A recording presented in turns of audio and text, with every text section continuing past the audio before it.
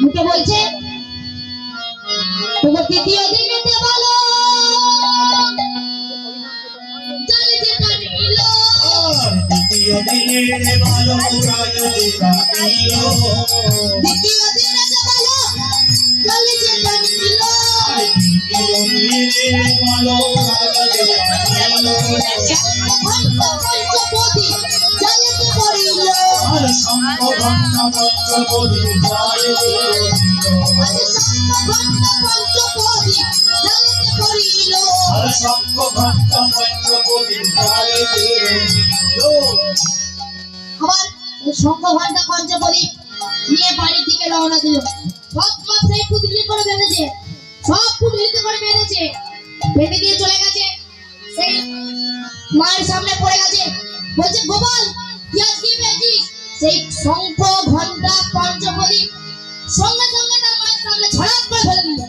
বলে এই রে, এইগুলো তুই কোথায় পেলি? নিশ্চয়ই কোনো ঘরে চুরি করেছিস। তাহলে বাবা আসুক, আমি বলছি। এ কথা বলতে বলতে সেই গোপালের গায়ে এক চড় বসিয়ে দিয়েছে। রানা মাধবের মন্দিরে গেছে, ঠাকুরকে বলছে ঠাকুর আমি কোনো দোষী নই, দাদু বাবা আমাকে এরকম করে কেন সাজা দিচ্ছে? হে দয়াময়, আমাকে তুমি বলে দাও কেন মা আমাকে এইরকম করে সাজা দিচ্ছে? সে ব্রাহ্মণ বাড়িতে এসছে, বলছে ব্রাহ্মণী সন্তান কোথায়? বলছে ওই যে এইগুলো সব চুরি করে এনেছে, ওকে ঠাকুর মন্দিরে আছে। সেই গোপালকে দিয়ে বলছে গোপাল কি হলো রে? বলছে আমি তো কোনো দোষী নাই, তাহলে মা আমাকে কেন এরকম করে যাচ্ছে? তখন বলছে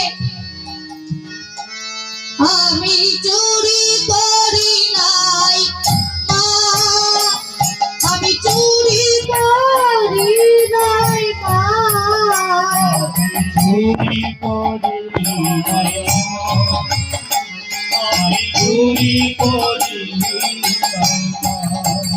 আমি চুরি করি নাই মা, আমি চুরি করি নাই মা, চুরি করি আমি চুরি করি আমি চুরি করি নাই মা, আমি চুরি করি নাই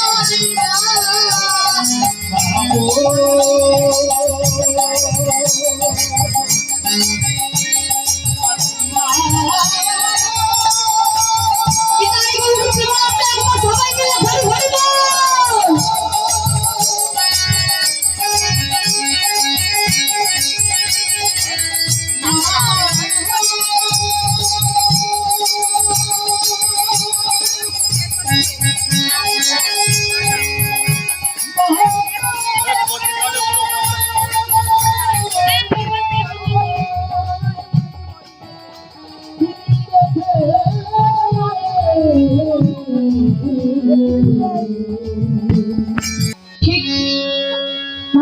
মা আমি চুরি করি নাই।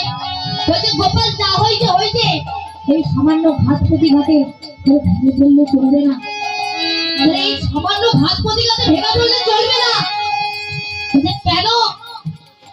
বলছে তোকে আর একটা বাঁকানো যদি জাল টানতে যাবি, এই তাই তোর জাল টানার হলো শেষ দিন।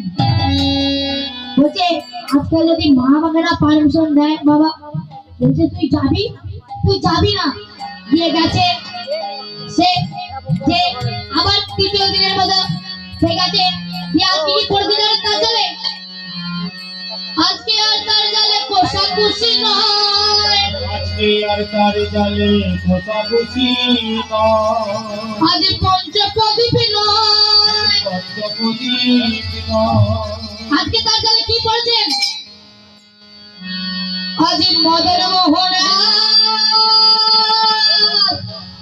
ধরা দিয়েছে মদন মোহন ধরা দিয়ে মদন মোহন ধরা দিয়েছে মদন মোহন ধরা দিয়ে তোমরা দূরে দূরে থাকবে কেন মদন মোহন ধরা দিয়েছে দূরে থাকবে কেন দূরে দূরে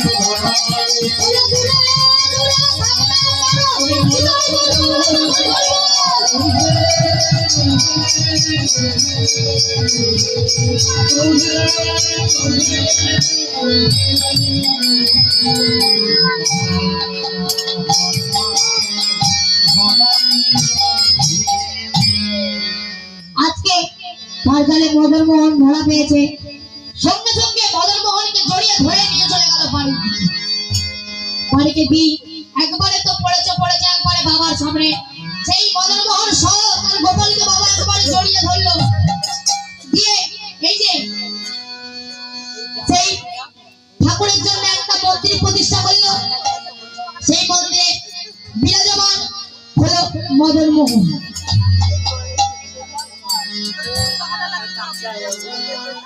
আচ্ছা এখন একটা বিশ্বপুরে ঘটনা ঘটেছিল সেটা মদন মোহনের জন্য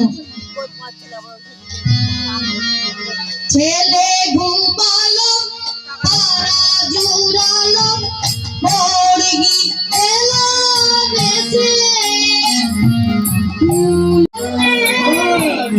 তুমি জানো রাধে সগলা করে কত টিচা চাল গোলাপে সবিন দূরের কোলে তুমি জানো রাধে